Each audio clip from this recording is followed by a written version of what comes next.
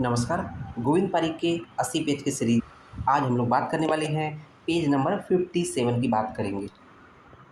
सबसे ऊपर देख रहे होंगे, यहाँ पर हम लोगों ने एक पॉइंट लिखा है कि व्रणगंध में दोष। व्रणगंध में दोष मान लो पर्टिकुलर कोई विद्युतीय एब्सेस है, व्रण है, उसमें पर्टिकुलर क्या गंध, कौन सा गंध होगा, कौन सा दोष होगा। तो यहाँ पर देखेंगे लाजा गंध। लाजा जो बोलते हैं धान के लावे को, उस तरह की जो गंध आएगी उसमें कौन सा दोष होगा, वात प्लस पित्त हो जाएगा। अतसी, अतसी जिससे हम तेल निकलता है, अतसी तीसी, अतसी सदृश जो व्रण गंध होगा वो उसमें वात और कफ होता है, और तैल सदृश जो व्रण गंध होगा उसमें पित्त और कफ होता है। तो इसको कैसे याद करेंगे कि देखेंगे, पहले हम लोगों ने देखा था कि कतवी लता, हम लोगों ने पहले इससे जस्ट पेज पे हम लोग बात किया था कतवी लता। तो उसका एक बात किया कतवी लता। क फर हो जाएगा कटुगंध जो है वात दोष की वजह से होता है। त फर हो जाएगा तीक्ष्णगंध जो है पित्त दोष की वजह से होता है। वी फर हो जाएगा विसर्गंध जो कि कफ की वजह से होता है। लता, लता मीन्स होता है लाजागंध जो होती है वात पित्त की वजह से हो जाएगा। और ती फर हो जाएगा तैलगंध जो होगा वो पित्त कफ की वजह से हो जाएगा। और अतसी गंध जो होता है कफ वात की वजह से होगा, है ना, तीनों। तो आप लोगों ने देखा कि लता, लता में लाजागंध जो है वात पित्त हो जाएगा। एल टी, टी फर जाएगा तैलगंध जो होगा पित्त कफ हो जाएगा। और बचा ए फर हो जाएगा अतसीगंध जो कि कफ वात की वजह से होगा। तो ध्यान दीजिएगा सीक्वेंस है वात पित्त कफ, वात पित्त पित्त कफ कफ वात, ठीक है। कतवी लता, ये सीक्वेंस याद कर लीजिएगा, कतवी लता। उसको देखेंगे हम लोग, उसी के जस्ट पैरेलल देखेंगे कर्णपाली के रोग टोटल 5 होते हैं। ये कुछ पार्ट वहाँ पर पिछले पेज में छूटा था, इसको हम लोगों ने इस पेज पे लिया है। तो कर्णपाली के रोग पूछता किसकी संख्या होती है, 5 होती है ना। तो सबसे पहले जो कर्णपाली के 5 रोग कौन कौन से हैं, परिपोट, उत्पात, उन्मंत, दुखवर्धन, परिलेही, ये टोटल 5 होती हैं। तो सबसे पहले ये बात जानना जरूरी है कि इसको याद कैसे करें। तो हम लोग याद करने के लिए टिक बनाया है, पी उन उत्पातों से दुखी है। पी, एक पी है परिपोट, एक पी है परिलेही, ठीक है ना। उन मतलब होता है उन्मंत, तीसरे नंबर का है। उत्पात मतलब उत्पात एक दूसरे नंबर का है। दुखी मतलब दुखवर्धन जो चौथे नंबर का है। तो पी उन उत्पातों से दुखी है। इस तरह से कर्णपाली के 5 रोग याद कर लेंगे। अब देखते हैं कि पर्टिकुलर उस कर्णपाली के रोग में कौन सा दोष का इन्वॉल्वमेंट है। तो जो परिपोट होता है उसमें वात दोष की अधिकता होती है, ठीक है। दूसरा होता है उत्पात, उत्पात में जो होता है रक्त और पित्त, जो रक्त और पित्त का इन्वॉल्वमेंट होता है। तो इसको बोलते हैं, कैसे याद करेंगे, आरपी का उत्पात। आरपी जो बॉलर था, क्रिकेटर थे आरपी, उन वो बिल्कुल बॉलिंग करते थे तो उत्पात मचा देते थे, ऐसा कह सकते हैं। आरपी जो क्रिकेटर थे उनका वो उत्पात मचा देते थे, आरपी का उत्पात, अर्थात उत्पात में रक्त और पित्त हो जाएगा। उसको देखिए उन्मंत, उन्मंत में वात और पित्त का इन्वॉल्वमेंट होता है। दुखवर्धन त्रिदोषज होता है, त्वचा में होने वाला रोग होता है। ये जो कर्णपाली रोग है ये मात्र त्वचा में होता है, त्रिदोषज होता है, ध्यान दीजिएगा।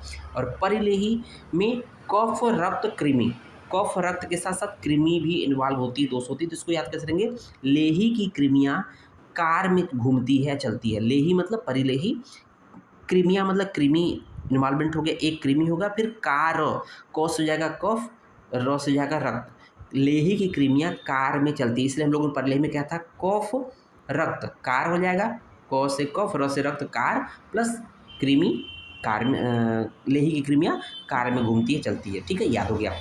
अब देखेंगे यहाँ पर मर्म की बात करते हैं। मर्म की संख्या 107 होती है, ठीक है ना, सभी ने 107 बताया है। तो सबसे पहले यहाँ पर देखेंगे, यहाँ पर साधता असाधता के बेसिस पे या उनके ड्यूरेशन के बेसिस पे देखेंगे कि सध्य प्राणहरण। तो यहाँ 5 प्रकार के मर्म होते हैं, सध्य प्राणहरण, कालांतर प्राणहरण, वैकल्यकर मर्म, विषलग्न मर्म, रुजाकर मर्म। यहाँ तो मर्म का नाम है, ठीक है। उसके बाद देखेंगे यहाँ महाभूत है, तो सध्य प्राणहरण में आग्नेय महाभूत है।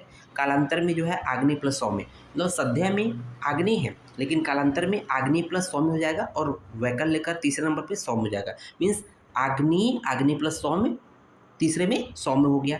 चौथे में देखेंगे विषलग्न में वायव्य हो जाएगा। और रुजाकर वाले में आग्नेय प्लस वायव्य हो जाएगा। ये तो महाभूत हो गए।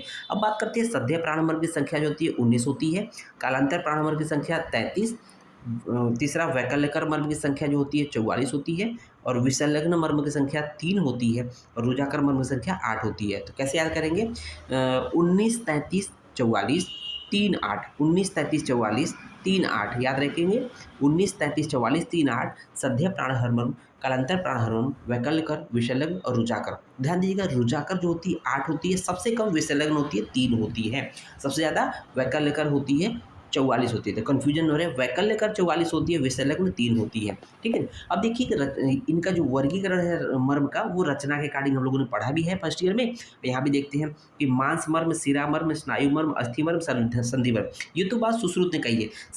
वाग्भट ने जो है एक धमनी मर्म की बात की, आगे बताएंगे। देखेंगे मांस मर्म की संख्या 11, शिरा मर्म की संख्या 41, स्नायु मर्म की संख्या 27 और अस्थि मर्म की 8, संधि मर्म की 20, है ना। तो हमेशा क्या होता है कि मांस 11, शिरा 41, 11 41 27 8 20। कैसे याद करेंगे? मांस शिरा स्नायु अस्थि संधि, मांस शिरा स्नायु अस्थि संधि 11 41 27 8 20, 11 41 27 8 20। तो याद करेंगे अस्थि में अ से अस्थि, अ से 8, अ से अस्थि, अ से 8 याद रहेगा। संधि संधि संधि में कहते हैं ना बराबर रहना चाहिए, कोई 20 नहीं पढ़ना चाहिए। हमेशा संधि जब करिए किसी से तो बराबर वाले के साथ करिए, कोई 20 न पड़े। तो संधि मर्म की संख्या 20 होती है, शिरा मर्म 41, स्नायु 27 और मांस मर्म 11। उसको देखिए सडंगता के आधार पर देखिए शाखागत मर्म जो होती है 44 होती है, प्रत्येक शाखा में 11 होती है, 4 शाखाएं 11 चौक 44। मध्य शरीरगत जो होती है 26 होती है, जिसमें उदर और उर में 12 होती है, पृष्ठ में 14 होती है, ग्रीवा के ऊपर 37 होती है, टोटल 107 हो जाएंगे। उसको देखेंगे वाग्भट ने वेरी वेरी इंपॉर्टेंट है, वाग्भट ने 9 धमनी मर्म मारे हैं। तो धमनी मर्म किसने माना है? वाग्भट ने माना है। कितनी संख्या मानी है? 9 मानी है। देखेंगे इसको कैसे याद करेंगे, कौन कौन से यहाँ पर दिया नहीं बट हम लोग लिख दिया। एक तो गुद हो गया, गुद 1 है, विदुर 2 है, अपस्तंभ 2 है, श्रृंगाटक 4 है। तो कैसे याद करेंगे? विदुश्री गुदअप, विदुश्री गुदअप, विदुश्री गुदअप, विदुश्री गुदअप, मतलब विदुश्री को आदेश दे रहे हैं गुद अप। विदु मतलब हो जाएगा विदुर हो जाएगा, संख्या जो हो जाएगी 2 हो जाएगी। श्री मतलब श्रृंगाटक हो जाएगा, ठीक है, संख्या 4 हो जाएगी। गुद मर्म की संख्या 1, अपस्तंभ की संख्या 2 होती है, इस तरह से 9 हो जाएंगे। ठीक है, उसको देखेंगे मर्म के प्रमाण, मर्म का प्रमाण परिमाण की बात कर रहा है। तो देखेंगे एक एक अंगुल प्रमाण के जो मर्म कौन होते हैं? उर्वी, कुर्चशीर, विटप, कच्छ, पार्श्व, स्तनमूल, ये जो होते हैं ये आपके एक एक अंगुल प्रमाण के होते हैं। तो अब बात आती है कि इसको याद कैसे करें। तो याद करने के लिए हम लोग ने ट्रिक बनाया है, ऊपर देख लेंगे साइड में, कि विटप ने कक्षा के पार्श्व में उर्वी के स्तनमूल को सिर कूच दिया। विटप ने कक्षा के पार्श्व में उर्वी के स्तनमूल का सिर कूच दिया। विटप मतलब विटप मर्म हो जाएगा, कक्षा मतलब हो जाएगा कच्छ मर्म हो जाएगा, पार्श्व मतलब हो जाएगा पार्श्व हो जाएगा, और उर्वी मतलब उर्वी एक मर्म है, कि स्तनमूल स्तनमूल हो जाएगा, सिर मतलब कुर्च सिर हो जाएगा, और ठीक है ना, ये सिर कुर्च मतलब कुर्च सिर, ये टोटल मर्म हो जाएंगे एक अंगुल प्रमाण के। उसको देखिए कि 2-2 अंगुल वाले कौन कौन से हैं? मणिबंध और गुल्फ का जो प्रमाण होता है 2-2 अंगुल होता है। तो कैसे याद करेंगे? गोलू की मड़ियाँ 2-2 होती हैं, गोलू की मड़ियाँ 2, गोलू मतलब गुल्फ और मड़िया मतलब मणिबंध। गोलू की मड़ियाँ 2 अर्थात गोलू मतलब गुल, मणिबंध मणि मतलब मणिबंध हो जाएगा। उसको देखिए कि 3-3 अंगुल प्रमाण के जो होते हैं जानू और कर्पूर, जानू और कर्पूर मर्म जो होते हैं 3-3 प्रमाण के होते हैं।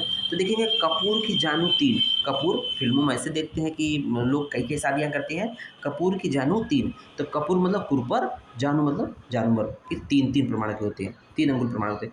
हथेली के गर्द, हस्ततल जिसको कहते हैं हस्ततल, हाथ के तलवे के समान प्रमाण में हृदय वस्ती, कुर्च गुद, नाभि श्रृंगाटक सीमंत, नीली मन्या मातृका मर्म, ठीक है ना, ये होती है। अब इसको कैसे याद करेंगे? नीली मन्या की माता सीमा ने, नीली मन्या की माता सीमा ने नाभि में श्रृंगार करके हृदय वस्ती सिर गुद को पाड़ी तल से कूच दिया। तो नीली मतलब नीली मर्म हो जाएगा, मन्या मर्म हो जाएगा, माता मतलब मातृका मर्म हो जाएगा, सीमा मतलब सीमंत हो जाएगा, नाभि मतलब नाभि हो जाएगा, श्रृंगार मतलब श्रृंगाटक हो जाएगा, हृदय मतलब हृदय हो जाएगा, वस्ती सिर गुद ये अपने आप मर है, पाड़ीतल प्रमाण में दिया गया है, कुर्च दिया मतलब कुर्च मर्म। ये टोटल इनके प्रमाण हस्ततल प्रमाण होते हैं। शेष सभी मर्मों का जो प्रमाण होता है आधा आधा अंगुल होता है। ये तो बात होगी मर्मों के प्रमाण के बारे में। अब दोष की प्रधानता वेरी वेरी इंपॉर्टेंट है, जो हम लोग यहाँ पर चर्चा करने वाले हैं। जैसे मूर्छा, मूर्छा में पित्त और तम, ठीक है ना, तंद्रा में वात कफ तम, ठीक है। और देखेंगे भ्रम में वात पित्त रक्त रज, ठीक है। और निद्रा में कफ और तम। तो यहाँ पर हम लोगों ने कैसे याद करेंगे, यहाँ तो सब कुछ घालमेल सा लगता है। तो देखेंगे यहाँ पर हम लोगों ने एक ऊपर पॉइंट दिया है, इसको अच्छे से देखेंगे, ठीक है। वहीं चारों पॉइंट को दिया है। निद्रा कटी, निद्रा कटी मतलब कफ और तम, मूर्छा पिटी मतलब पित्त और तम, और तंद्रा की वकत वात कफ और तम, और भ्रम में पीवीआर, भ्रम में पीवीआर। पीवीआर जब कभी भी पढ़ते पढ़ते आप कन्फ्यूज होते कई दिनों से, कहते चलो पीवीआर में सिनेमा देखते हैं, ठीक है ना, कोई मूवी लगती है पीवीआर में, जैसे पित्त वात और रज, इसका मतलब निद्रा कटी, मूर्छा पिटी, तंद्रा की वकत, भ्रम में पीवीआर, इजीली याद हो जाएगा, ठीक है। तो इसका देखेंगे हम लोग कि यहाँ पर कुछ पॉइंट दिए हैं। वनस्पति, फलैर वनस्पति, जो वनस्पति किसे कहती है, फलैर वनस्पति, मतलब जिसमें फल दिखे फूल न दिखे उसको वनस्पति कहते हैं, ठीक है ना। वानस्पत्य क्या होता है, जिसमें पुष्पैर, पुष्पैर वानस्पत्य फलैरपी, अर्थात वानस्पत्य उसे कहते हैं इसमें पुष्प और फल दोनों दिखे। मतलब जो वनस्पति होती है केवल फल दिखेगा फूल नहीं दिखेगा, जैसे गूलर हो गया। वानस्पत्य होते हैं जिसमें पुष्प और फल दोनों दिखेंगे, ठीक है।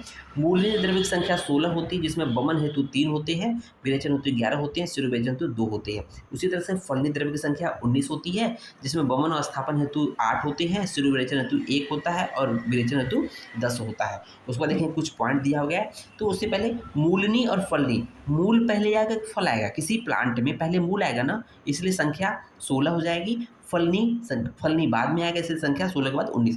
16 और 19 दो संख्या है, मूल पहले आएगा इसलिए संख्या 16 हो जाएगी, फल बाद में आएगा संख्या 19 हो जाएगी। देखेंगे पॉइंट क्या दिया हुआ है, शीतेन शांति लभते, शीतेन शांति लभते कदाचित उष्णेन जंतु सुखापनुयात, लक्षण है सूर्यावर्त का। सूर्यावर्त में वात रक्त दोष होता है, उसको देखेंगे। सर्वात्मकम कष्टतरम, सर्वात्मकम कष्टतरम विकारम लक्षणम, सबसे कष्टदायी विकार होता है सूर्यावर्त को बोला गया है, उपमा दी गई है।